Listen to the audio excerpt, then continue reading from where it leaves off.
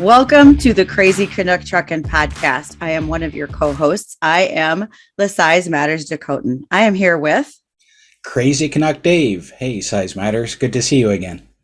Happy to be here with everyone because, oftentimes we forget to promote others in our industry. We're all slightly competitive and we might make fun of our competitors, but I think that's different in the podcasting realm where we really want to promote each other. And there are so many times that you have someone who is on a podcast with you, and then you get to cross over beyond theirs, etc.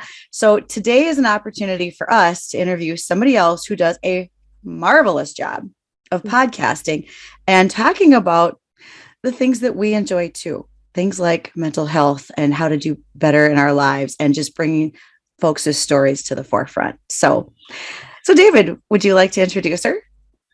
Well, that is really cool because I know when we started podcasting a year and a half ago, then we wondered, like, are other podcasters going to try and keep us away, or are they not going to like us, or is there going to be competition? And what we found was, well, they're obviously not worried about us, but no, it was.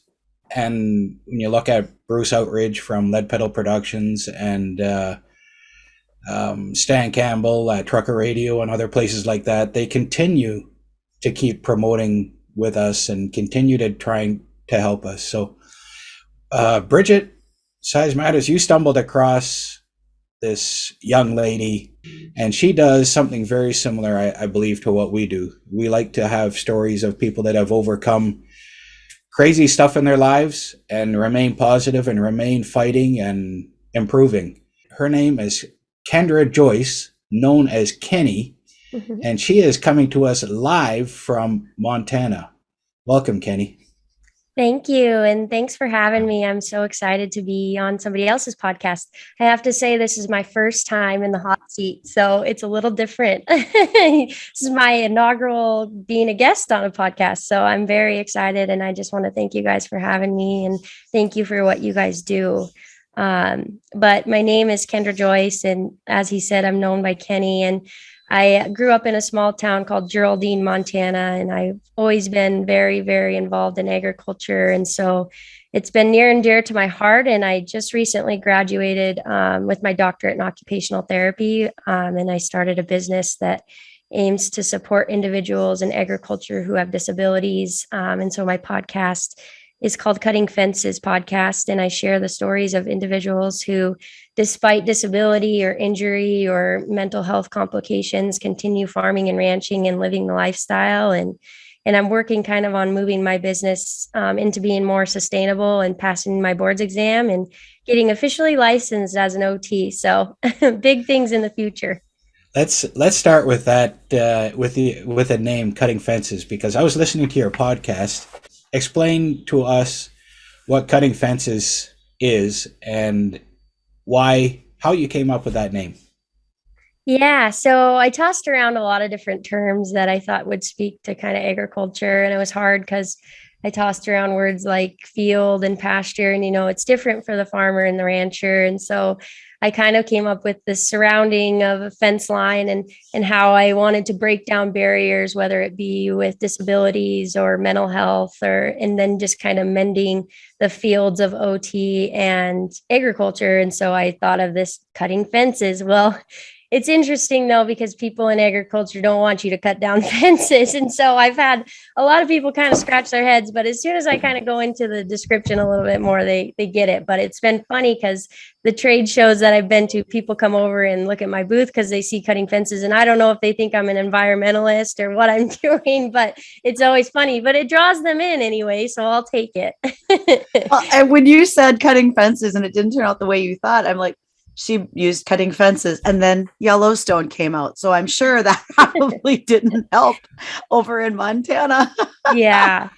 So I've spent a lot of time trying to really explain my name and what it means. And I think my logo kind of helps with the wheelchair and all of that. But yeah, it's been kind of a funny situation with the name. But like I said, it draws people in and makes them kind of ask questions. So I'll take it.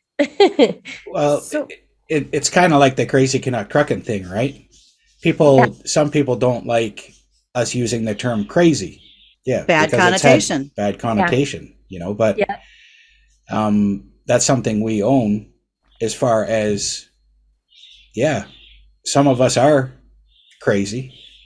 And for me, when I saw your name, Cutting Fences, I picked up on it right away, but that's what I deal with in trucking and in other places, is that we're trying to break the stigma, break the mold, and stop people from being trapped inside themselves and allow them to expand out. So how Yeah. does it feel to be the one in the hot seat where you actually get to be the one who's interviewed? I mean, are you nervous? Do you have points in mind that you want to make sure that you get across to listeners?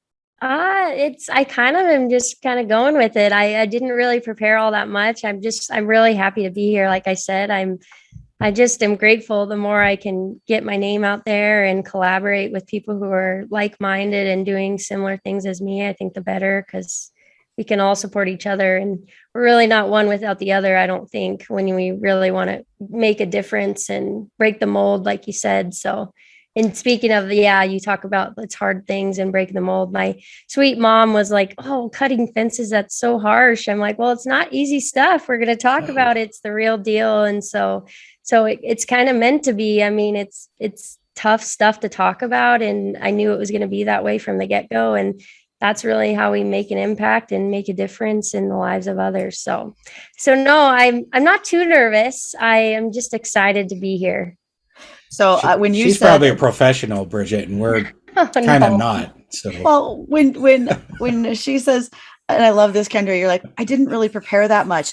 That's sort of our motto here. Let's be realistic. That's how most people do this podcast. I have a couple of buddies who do one, and they said the same thing. They're like, the most important factor we did today was we picked out what beer we're going to drink while we podcast. So right there. Love But it. when you think about how you got to doing a podcast, how you got to your position with OT, do you have a really impactful patient story? Someone that you worked with, again, we can't name names, mind you, due to HIPAA, but something that really sets you on your path of how am I going to do this and why?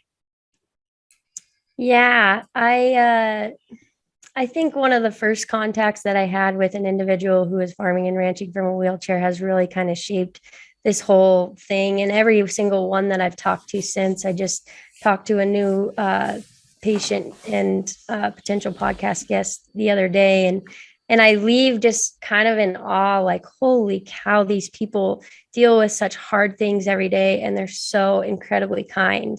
I mean, I know people that don't really deal with anything and they have a hard time being kind. So it's just like, it's every single person that I've ran into has been a solid reminder that I'm doing exactly what I'm supposed to be doing, which I think has been my motivator this whole time. But I think, I don't know if there's one single one. I think every single person that I've encountered who's dealing with something and getting through it has really just been such an eye-opening experience, and has brought a lot of growth to myself and my personal growth in my life. And I'm just grateful for every relationship that I've created along the way. So if that kind of answers your question, it's probably not one single one, but the whole combination of all of them. Don't worry, there's not a pop quiz later. All these answers are totally fine with whatever you want to say. I promise. Perfect. what made you decide to get into OT in the first place? Like, Yeah, I've always been very passionate about helping people with disabilities. My mom is actually a person who stutters, and so I've seen her kind of go through the gamut of the world and its trials of living with a disability my whole life. And she's one of the very big inspirations for everything that I do, I have to say. But I, throughout high school, was very active in Special Olympics. I helped coach and mentor people in the special education room and all of that. And I always thought that I might do special education. But I also kind of liked the PT side, or, the body and anatomy and physiology. I always kind of liked that side of things. And OT is kind of my opportunity to combine both of them, where I get to have kind of the best of both worlds. And now the best of both of my worlds, where I'm bringing OT into agriculture, which I never expected I ever would do. And I really thought I would be in the NICU actually practicing. So I've gone from very, very premature tiny babies to old farmers and farmers across the lifespan, which is quite the difference. But Boy, that is the case. I mean, just when you didn't think something would coincide, it really does. And to be honest, I thought I was going to be a NICU nurse at some point in my life too. Really? Not even remotely close, kids. No, not happening. But that change in direction can happen at any time for all sorts of reasons. And I will have to say, just a huge commendation to those who do what they do with physical therapy and occupational therapy. My dad spent 6 months in the hospital when he was down with West Nile virus. And the folks that came in for OT, those were such small, powerful steps. Today, we're going to practice swallowing. Yeah. And I remember the day they wanted him to sing because there had been so much, he had so much trouble swallowing, breathing. It's a long story that was 6 months of in the hospital that unfortunately ended with his death. And I remember sitting next to Dad the day OT wanted him to sing. And I says, I've stood next to you in church for a lot of years. I've never actually heard this. And I got the dirtiest look of my life. That's funny. Oh gosh, I'm sorry to hear that's how it ended, but I'm happy that you had good experiences as far as therapy and rehab went, because that's not always the case. And that's one of the things that I really try to do too, is advocate for our profession and what we do. And so that people know, and especially in my realm of things now too, is people don't know how OT fits into agriculture. And so it's such a big thing for me to do. And I've had a lot of people reach out saying, they're fed up with it and they're ready to be done farming and ranching. And that's the one thing that I never want to happen because it doesn't need to. And a lot of it's because it's hard because they have a disability. And so that's really my goal, is just to find those ways to make it possible and functional and bring quality of life to where they don't have to stop doing what they've always done. And your podcast inspires others because there are so many times that you have a farmer or a rancher who says, but I'm too tough to give up. I just won't quit. And that helps others, because when they do decide that this is overwhelming, they feel that they've let someone down. And we want to make sure that mentally folks understand that this is about them and what they can and can't do, and how you can help do that with them. Yeah.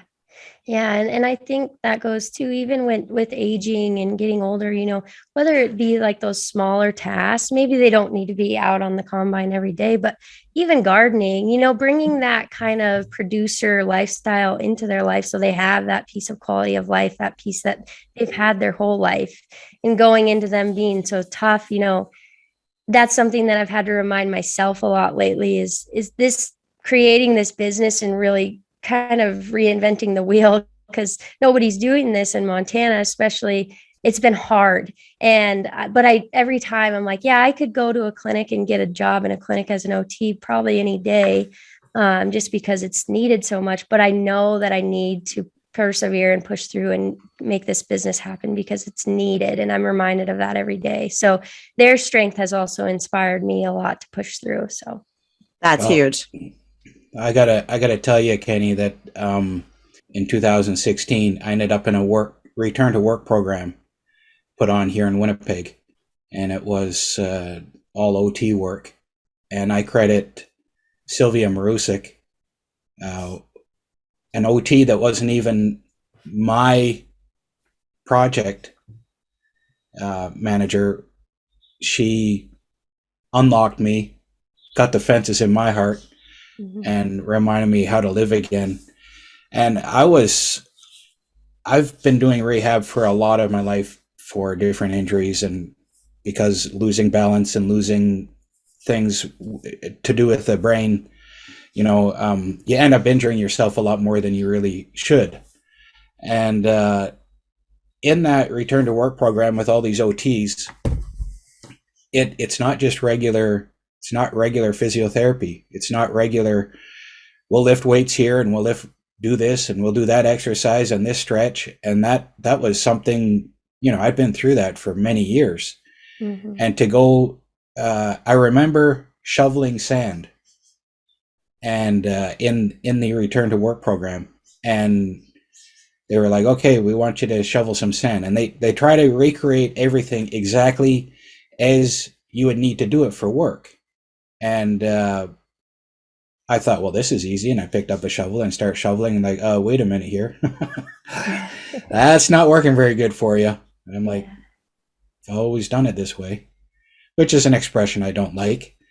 And, but it was the truth. And other things, like I'm at the time I was a heavy equipment operator or a heavy equipment truck driver. So I'd be carrying tarps around or I'd be carrying chains around, and that's what they had me do. They had stuff that they made up to look like regular stuff.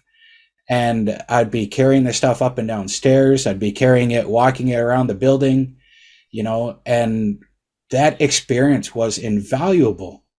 And if you can do something like that for agriculture and work with farmers that have done these jobs all their lives, but now you can help teach them how to do it without hurting themselves and to help them modify somehow so that they can still do the job. That's huge, Kenny. Like, that is really big. I got back to work. Nobody figured I would be able to get back to work ever as a truck driver. And I'm back to work. That's just so amazing what you're doing. And I really hope that you can keep making your mark in that you can help all of these farmers and ranchers continue doing what they love. That's so awesome. So Kendra, are you out on the farm at all when you're helping folks work through some of their therapy needs, or are you doing most of that in clinic? Well, for starters, Dave, thank you for sharing that, and thank you for saying those positive things about what I'm doing. And that's my biggest goal, is to do exactly what you just described. It's just to keep people being able to do it.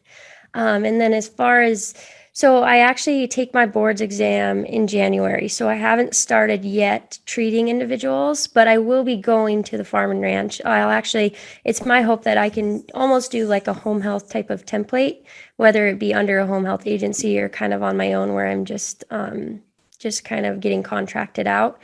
But I'll be doing like your farm assessment, your home evaluation, all of that, to where we can be figuring out kind of where the breakdown is, and then finding ways to reverse it and make it possible. So I will be going out to farm and ranches eventually once I get licensed, but that is my plan. Yeah, because I think it's important too that we understand their schedule, and it's busy. They don't have time to go to the clinic twice a week. And a lot of times it's not even just going to the clinic, but it's a 3-hour drive for a lot of these rural areas. And so that's just not feasible with the farming and ranching lifestyle. So I think that my background in it all is really going to help a lot kind of understand and keep things very client-centered, which is my goal. And like you talk about, it's finding what they did and why it's important to them, and then really authentically respecting that with my treatment plan, and finding ways that if they can just try it once, they might say, no, I've done it this way my whole life. And it might be kind of like a back and forth kind of thing quite a bit with me, and until I can build rapport and just have them try it once, I think the buy-in will be there if it's made easier for them. Boy, you're going to the farm is going to be a huge part of that, because you're exactly right. I don't think folks always realize the distance that needs to be covered in some of these rural states to get to healthcare when you need it. And you being able to come out and then help them with their own equipment or their own lifestyle, that will be tremendously helpful.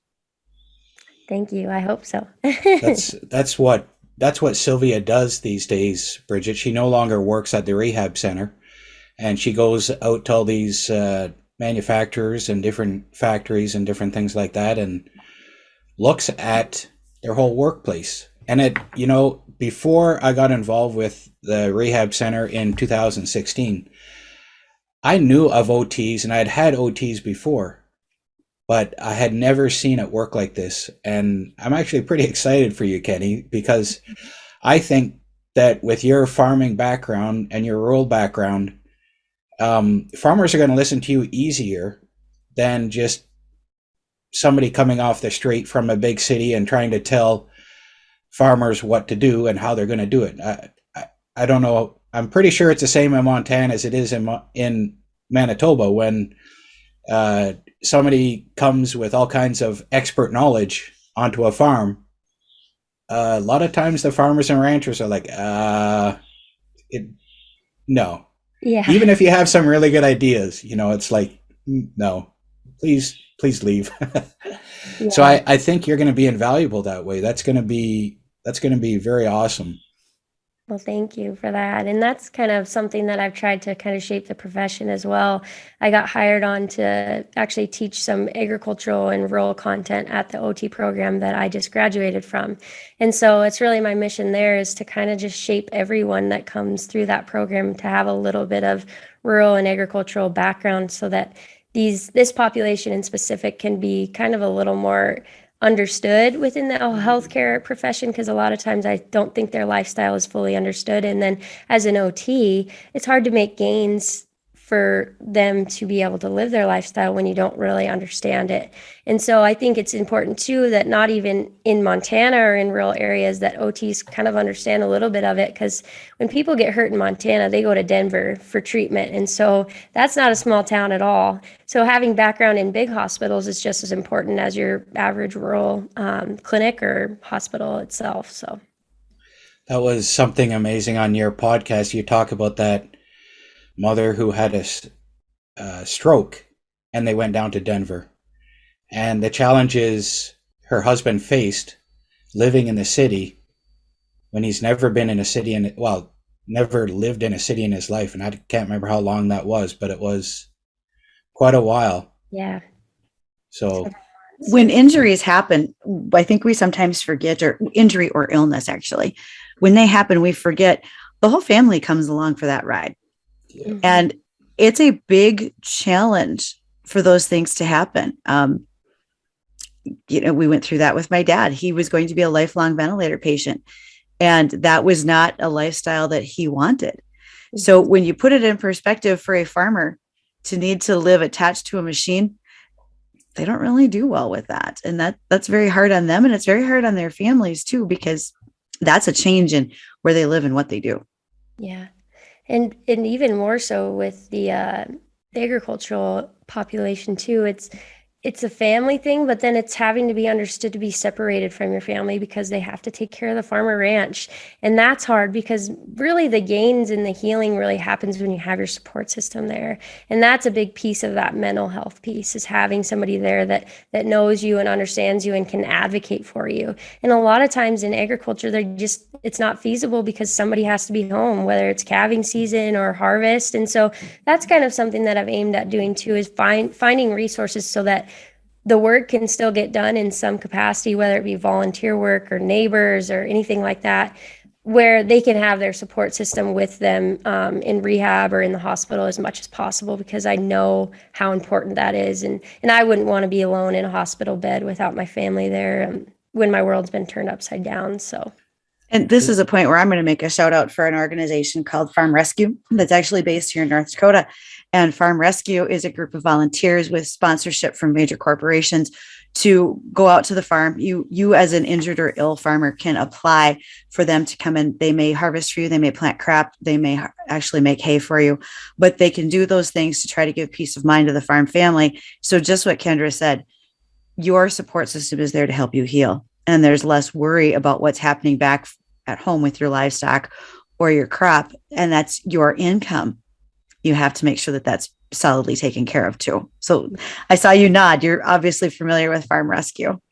I am, yeah. And I honestly, my hat goes off to them because I think that's amazing. And that's something that I'd really like to bring to Montana. But they actually helped one of my podcast guests and very good friends after his injury. And he speaks very, very highly of Farm Rescue. And I think that's amazing for them to not only serve their own state, but then to come to the neighboring states too. It just speaks measures to how much they really want to help. Agree. Very much so. And what advice do you have when the drive to keep up the support kind of lacks after time, the staying power of the support? And what kind of advice can you have for that, or do you talk about that in OT school, or is that something that comes up? What about people that take a year to recover? Mm-hmm. How do you work with a support group for that? Yeah, that's something we actually talk about a lot, is that kind of caregiver burnout that can happen. And something really that we approach it with too is that they need to take care of themselves. That object of self-care is very important. And sometimes you do need to step away and just kind of take care of yourself for a little bit, because ultimately you can't pour from an empty cup. And we talk a lot about that with families and caregivers. And I think the biggest thing too is that as OTs, we try to implement family-centered care as much as we can. So having the family there, seeing how we're doing it, so that the follow through is there, because ultimately what we try to do is make life as easy and functional as we can for the client and for the family. And so if everybody's on the same track, it's just a lot easier, and we try to include the family in almost everything we do. But we do try to address a lot of that caregiver burnout.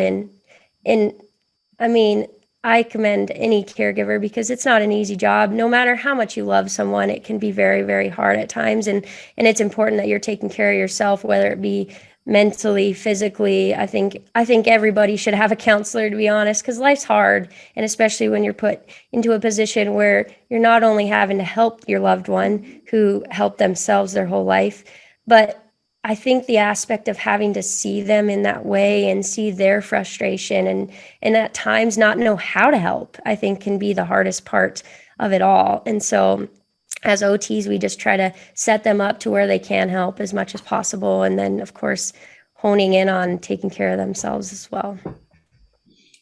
I can tell you from both sides of the fence, it's easier to be the patient than it is to be the caregiver. Yeah, I'm sure. And that So, may seem strange in a way, but that's how I feel. Yeah. so Kendra, if you said there was a spark that lit the fire in you to do a podcast, what was it? Yeah, there was a spark that lit the fire for this whole project. But as far as the podcast goes, I think just I kind of got recently into podcasts a little bit more, like the year before I started my own. And then I got to thinking, farmers and ranchers, they sit on tractors, or, they're in a vehicle a lot of the time. So how can I get this message out to them outside of radio or the internet, to where they can just, turn it on and drive, or, harvest or hay, and just listen to these stories. And so that's kind of was my light bulb moment of going into the podcast realm. And I wouldn't trade it for the world. I've had a lot of really, really good feedback, and I was a little bit kind of nervous about podcasting, because much of the agricultural population and the population that I'm trying to reach is a little bit older, and so they might not be familiar with podcasting. But I think the biggest thing was just having them all available on my website, to where they could just click and play, has been huge. But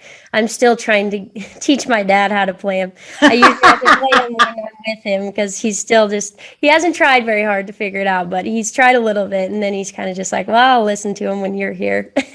But And I know exactly what you're saying. You got to make it easy. And that's one way for you to do it. yeah, because it's a learning curve. I mean, and especially within that population, I mean, technology isn't always right up their alley as far as computers and all of that. I mean, agricultural technology and fancy combines and stuff are, but so I've gotten a lot of feedback, which I'm glad, because I was kind of going back and forth, but I wouldn't trade going on the podcast for anything, really. I know my experience has been, I did it to try and get the word out and to try and help other people. And I think a lot of times I've received more help than I've given out. And that's been pretty cool. Yeah. Wow. That's very, very powerful. You are in a rural area, and you have to do lots of traveling. So what is a favorite travel story for you? Like, what is something, if you're sitting around a campfire, or you're sitting with a bunch of friends, and you have this wild and crazy story, or memorable for some reason, what comes to mind for you?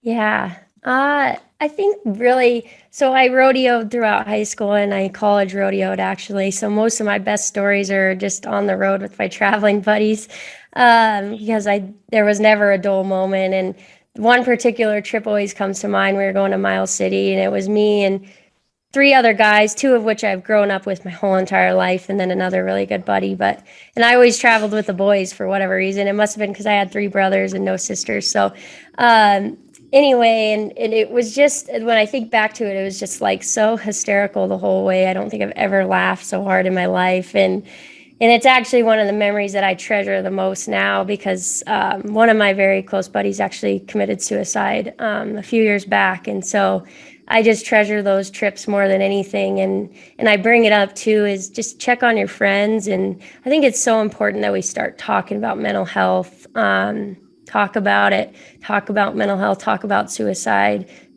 just check on your friends and let them know that it's okay to not be okay and that you're saving space for them. So it's a huge message, because especially in ag, we're tougher and stronger than everybody else, right? That's the mentality. yeah. But sometimes we're not. Yep. Yeah, and that's okay. I think that's the biggest piece to get across, is that, we can have this idea that, no, I'm not doing good, but then knowing that it's okay and that people aren't going to judge you. But I think that's, as a society, we need to move into that, and really kind of look within of times when we weren't okay, and how it would have felt to have somebody there who just really got it and was just like, okay with you not being okay, and there to listen. So, and I think that's something that's really cool about the ag world, is we're starting to move into that, where we're talking about suicide awareness and mental health, which I never really thought I'd see the day, but every convention that I've gone to has had a speaker who's addressed that, which I think that's where we start, is just starting that conversation. Yeah, it's much more of a topic of conversation now, more than it ever was, at all sorts of events. Yeah, which and is great. Unfortunately, that takes the statistics to go up, and so people see how much we're impacted, and sadly, that's what it takes to make change. But I'm just happy to see it happening. Yep, I agree. What would you say to your friend today? I just think I would just tell him that I love him and that I'm proud of him. Mm-hmm. It's so simple, isn't it? And that's Yeah. often all we need, right? Yeah. All we need is somebody to come to us and say, thinking of you, buddy. Uh-huh. Yep. And everyone has the power to do that. Mm-hmm. So Sure. And it doesn't matter how tough the guy is or how big and strong. Yeah. I a friend of mine, he big tough guy, rancher, and he was visiting, and as I was walking out the door with him, I just said, "Hey, you're a good man," and he just broke down and started crying. And that was I don't know if I could say shocking to me, but it was a reaffirmation that we need to say that to our friends, even if they look like the toughest, biggest, badass people out there, or the ones that have it most together. Mm-hmm. And you know what?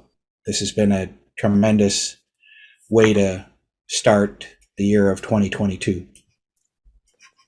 I couldn't agree more, and I'm just honored to be able to be on your podcast, and I appreciate everything that you guys do.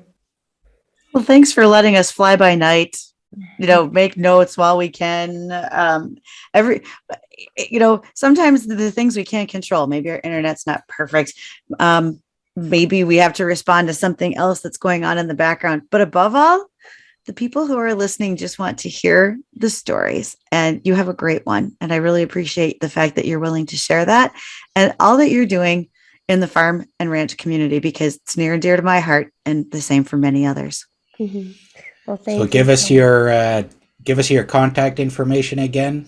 It's called Cutting Fences. Yeah, Cutting Fences Podcast.